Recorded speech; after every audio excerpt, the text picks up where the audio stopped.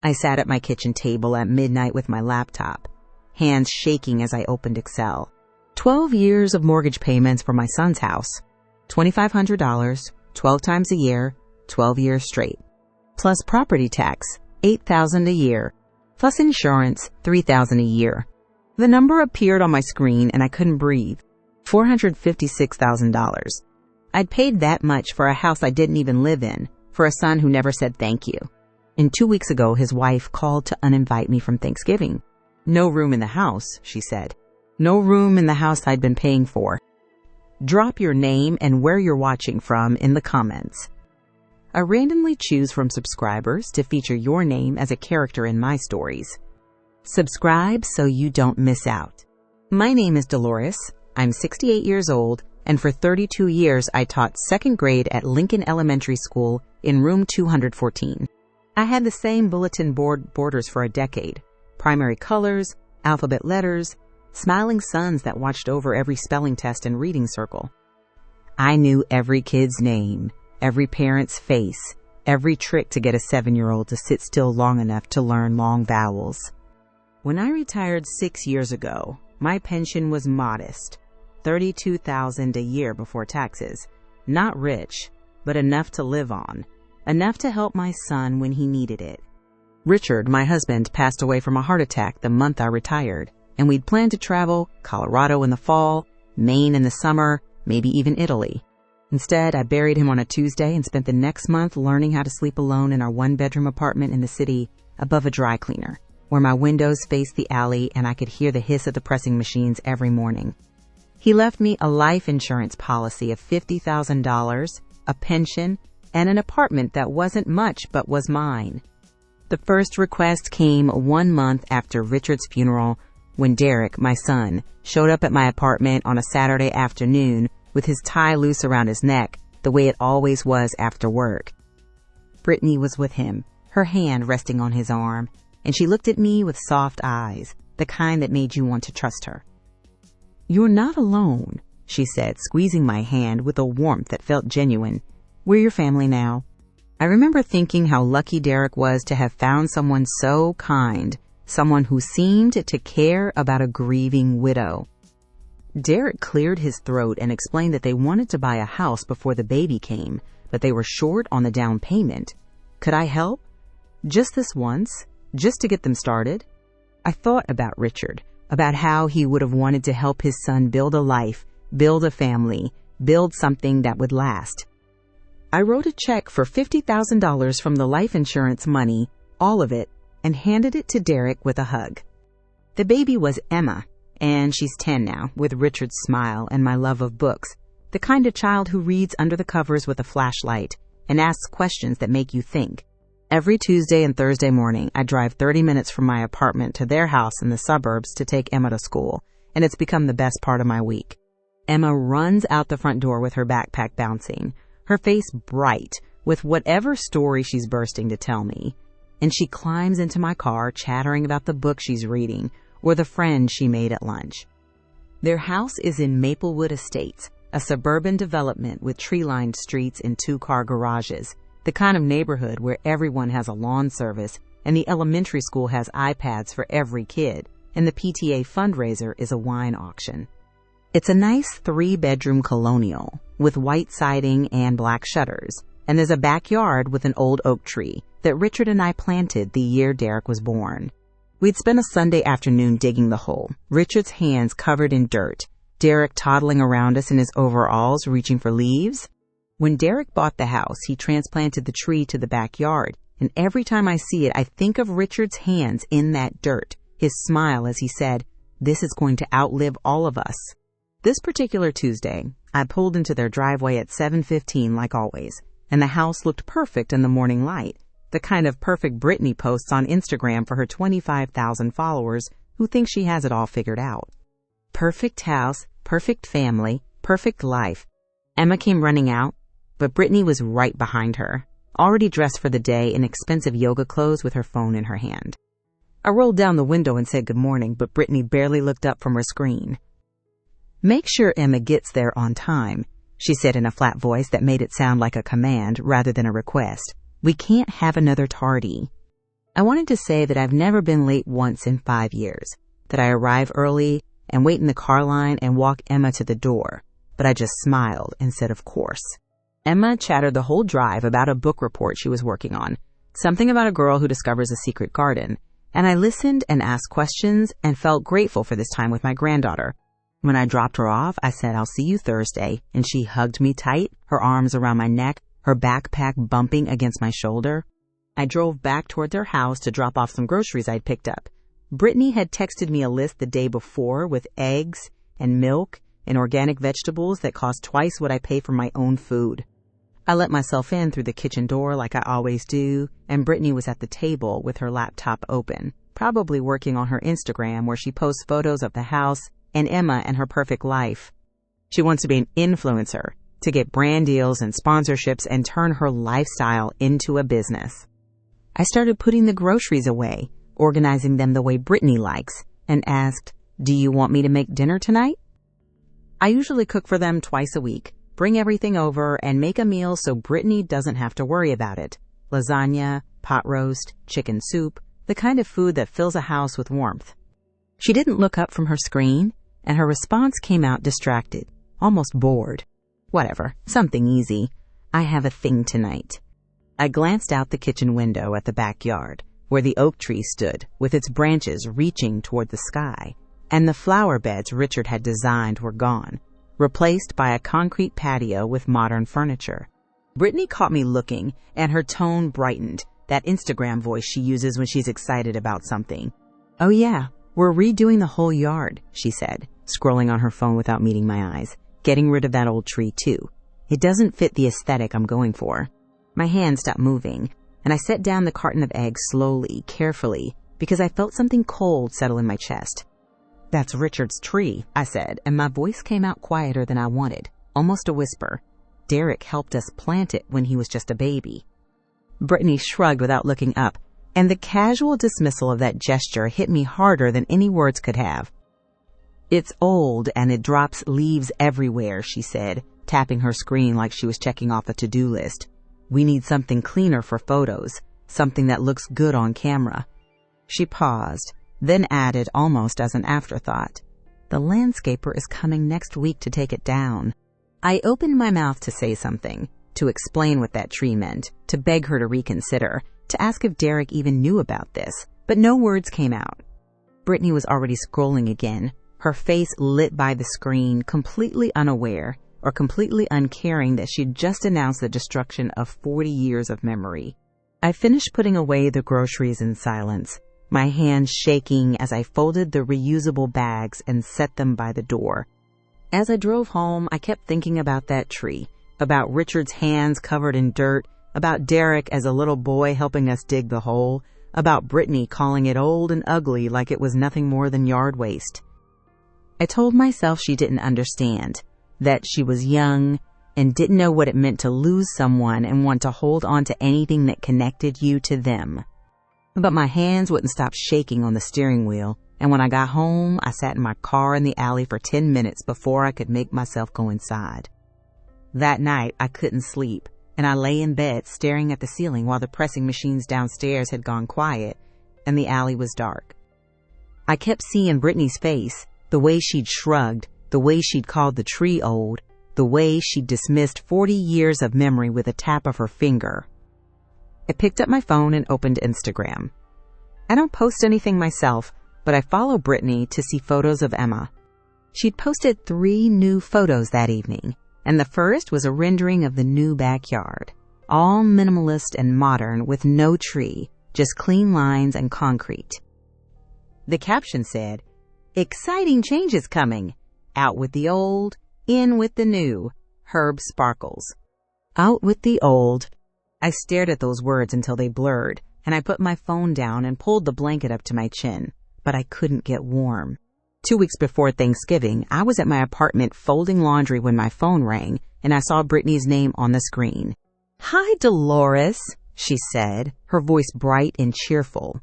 Too bright, too cheerful, and my stomach dropped because I knew that tone.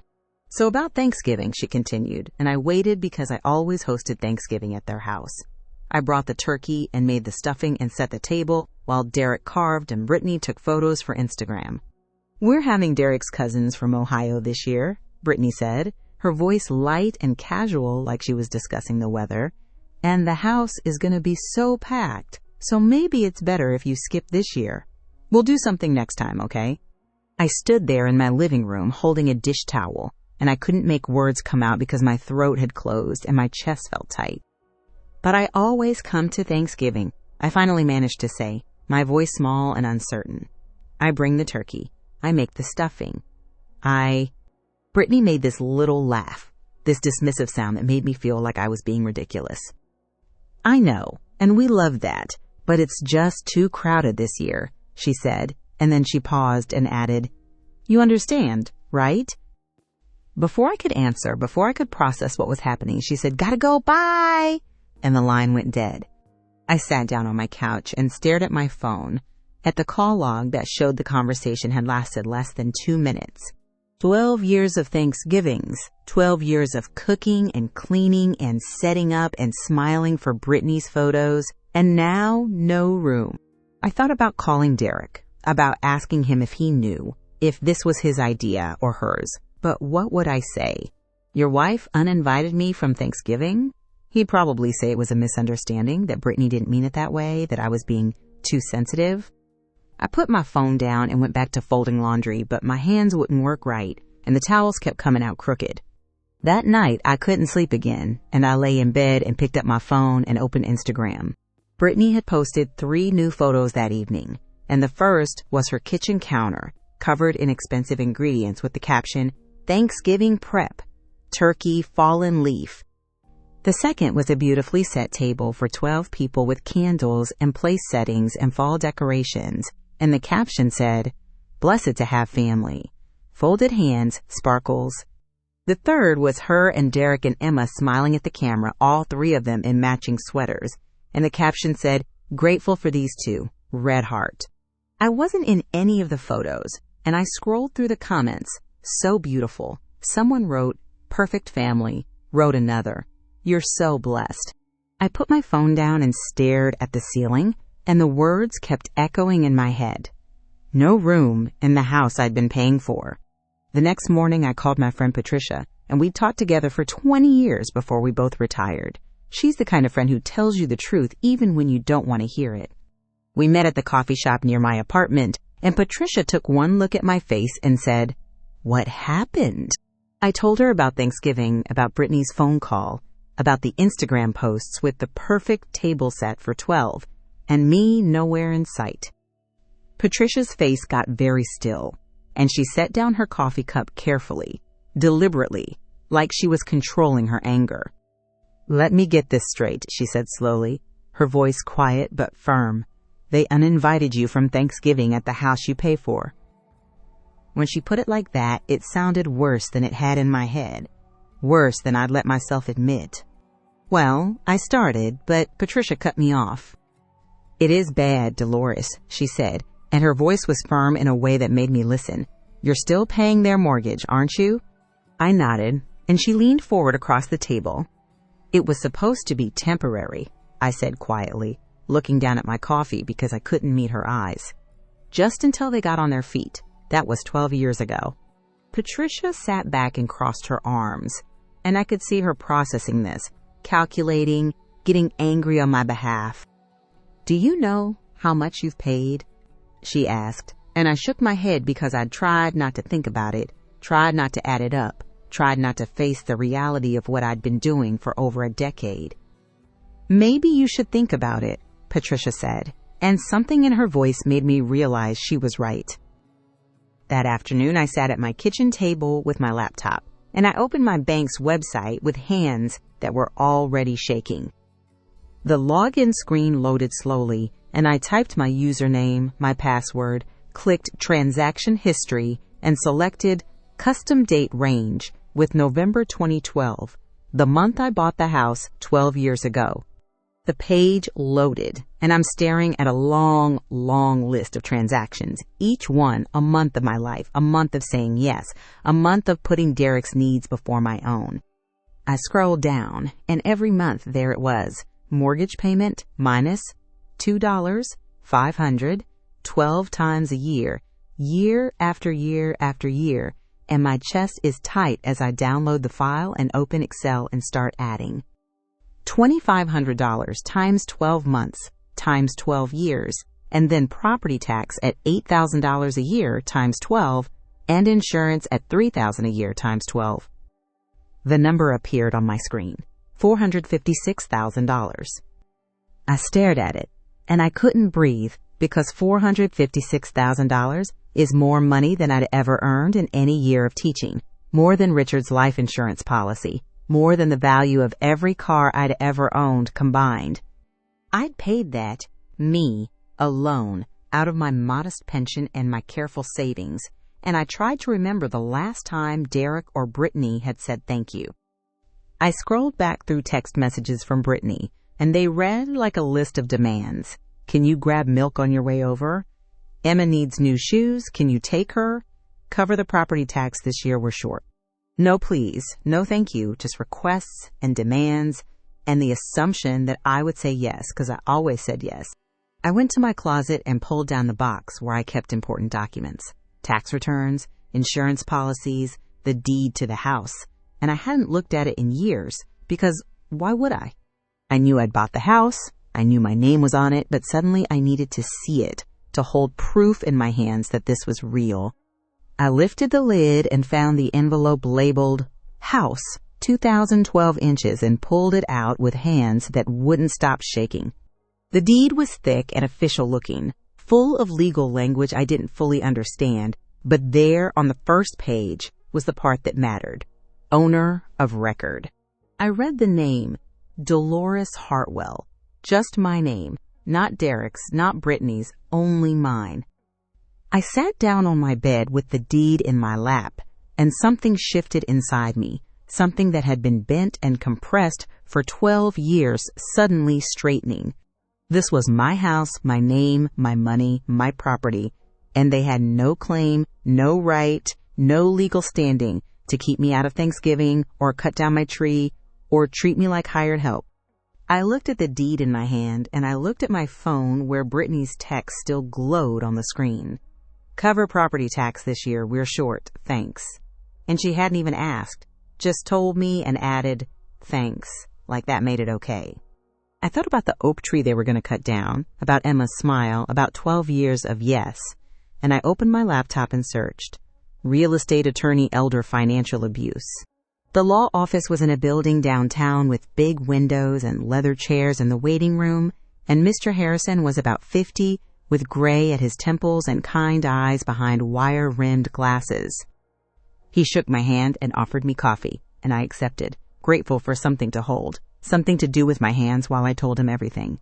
I showed him my bank records and the deed and Brittany's text about the property tax, and he looked through it all carefully, making notes, his face neutral and professional in a way that made me feel like I wasn't crazy for being here. When I finished talking, he looked up, and his expression was serious. Mrs. Hartwell, he said gently, like he was delivering news he knew would hurt. This is textbook financial exploitation. The words hit me in the chest, exploitation, and I felt something crack open inside me because someone was finally saying it, finally naming what had been happening. You have every legal right to sell this property, he continued, and I heard the words but couldn't quite process them because my mind was stuck on exploitation. But my son, I said, and my voice came out small and afraid. My granddaughter, I can't just... Mr. Harrison's expression softened, and he leaned forward slightly, his hands folded on the desk. Your son and his wife have been living rent-free in your house for 12 years, he said, and the plain facts of it, spoken out loud by someone else, made it real in a way it hadn't been before. They have no legal claim, and you owe them nothing. You owe them nothing.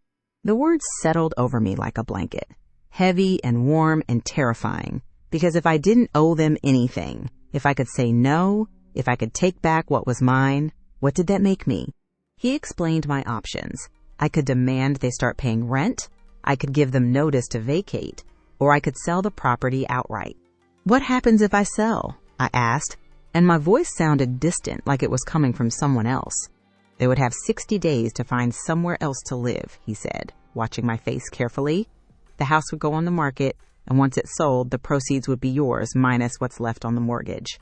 How much would be left? I asked, and he called the mortgage company while I waited, the hold music tinny through the speakerphone, and I sat there thinking about Emma and Derek and Brittany and the tree they were going to cut down.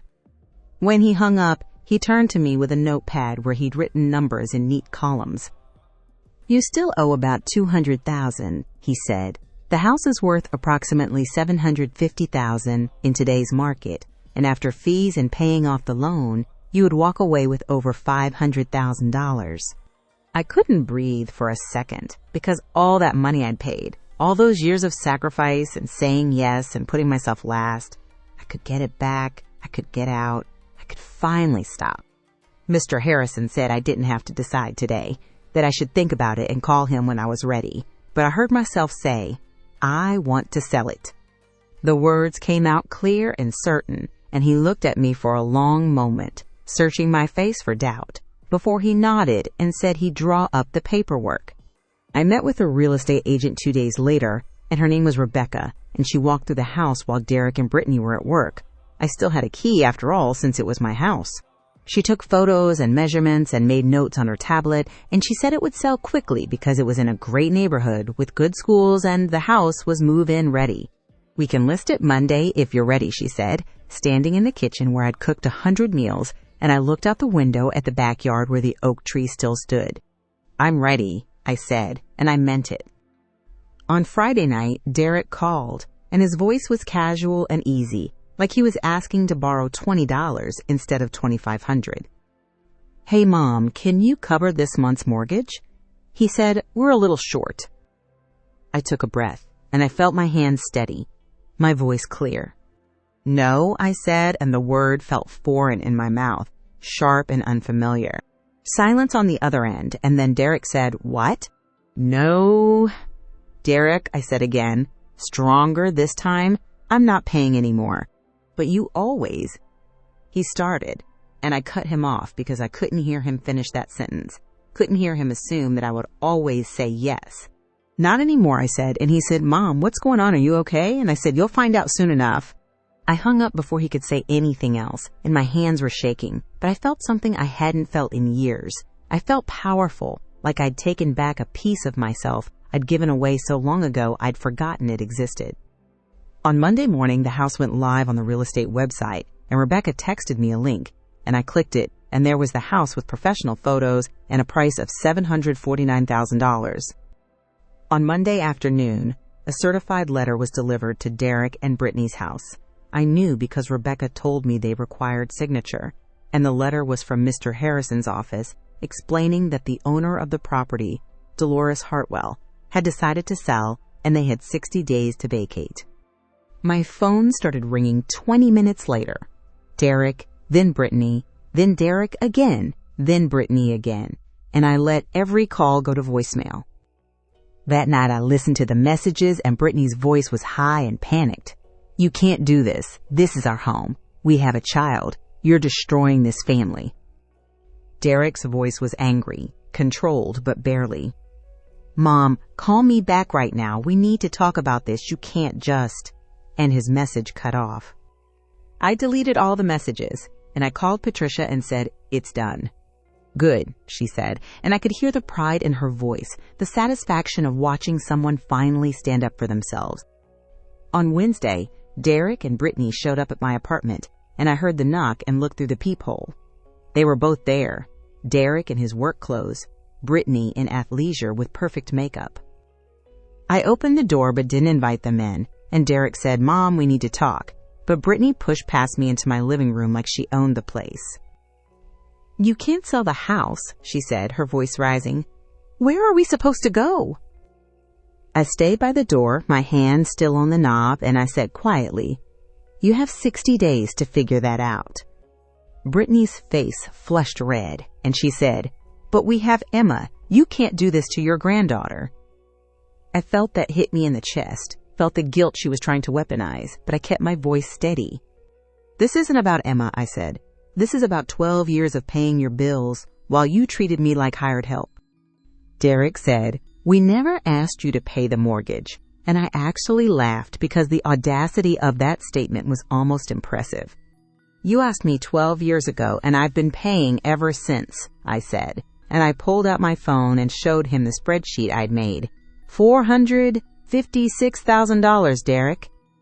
He went pale, and Brittany said, "That was your choice." Her voice sharp and defensive.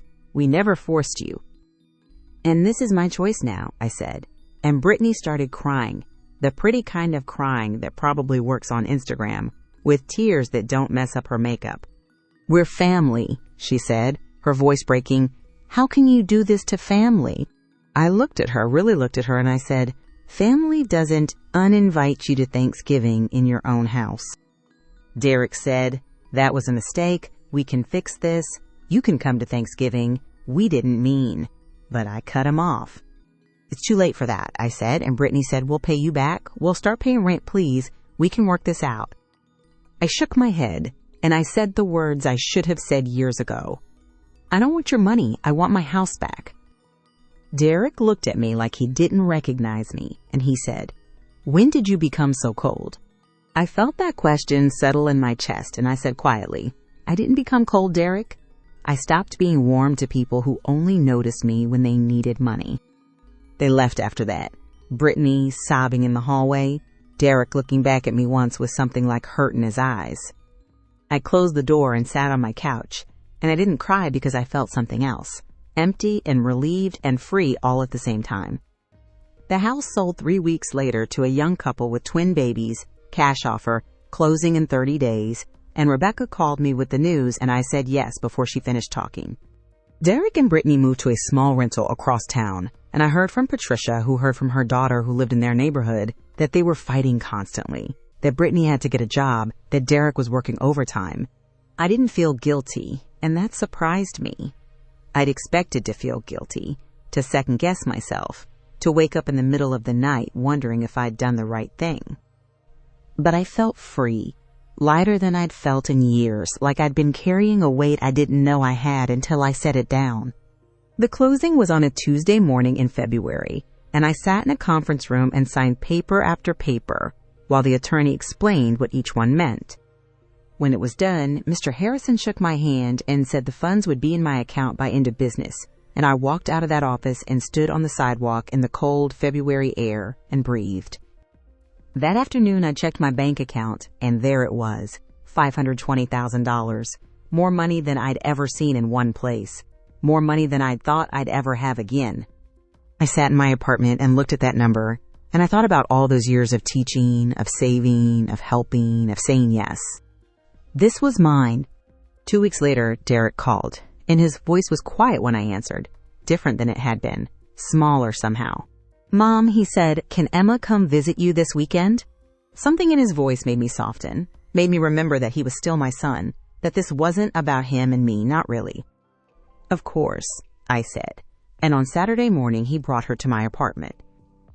Emma ran to me and hugged me tight, and Derek stood in the doorway looking tired and older than 40, like the last few months had aged him years. "I'm sorry, Mom," he said, and the words hung in the air between us, heavy with meaning.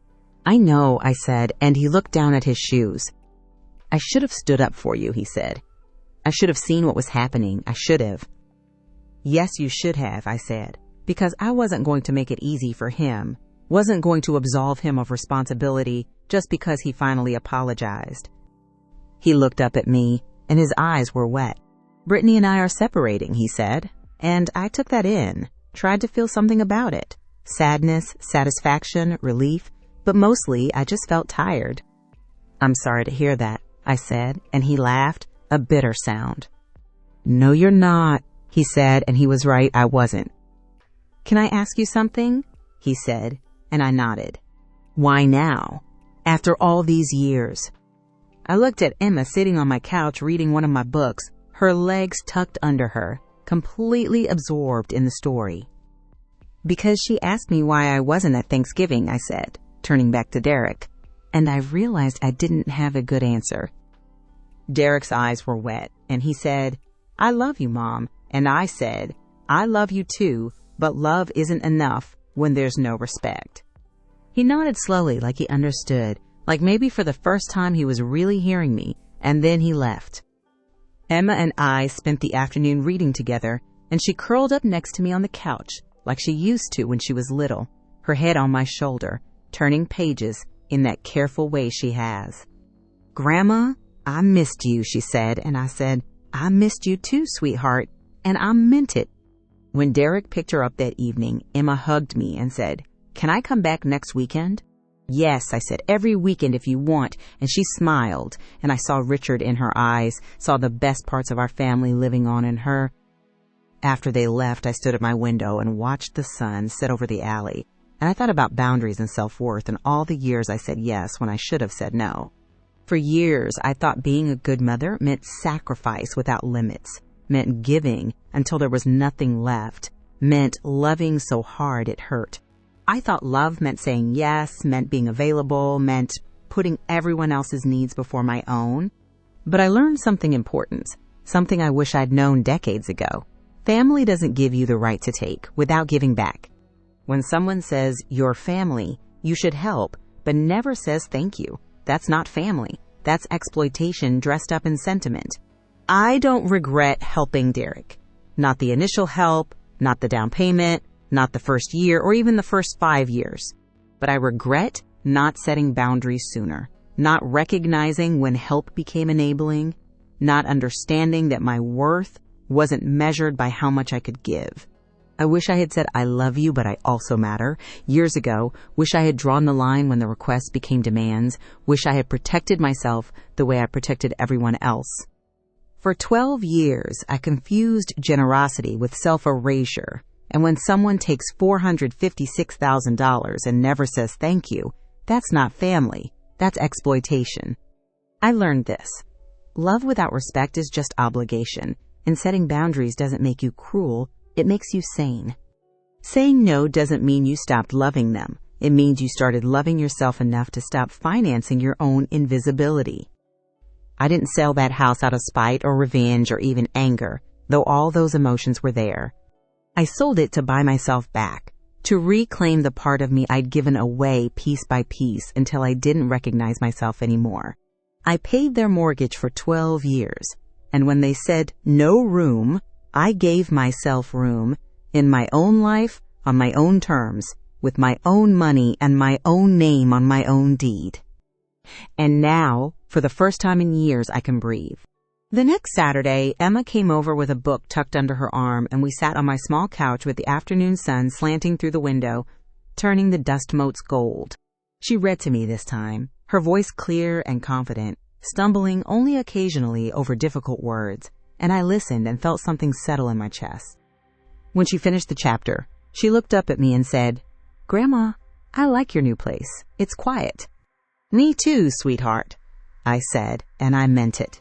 Through the window, I could see the park across the street where kids played on swings and couples walked dogs, and the world moved forward without asking permission. I didn't have a big house anymore, didn't have a son who called me every day, didn't have the life I thought I was building when I wrote that first check 12 years ago. But I had this, a Saturday afternoon, my granddaughter's voice, sunlight on my floor, $520,000 in the bank, and a deed with only my name on it. Most importantly, I had room. Room to breathe, room to say no, room to be enough just as I was. Emma leaned against me, still reading, and outside the sun dipped lower, painting the sky in shades of pink and gold. Inside, everything was still and quiet and mine. And for the first time in 12 years, I was home.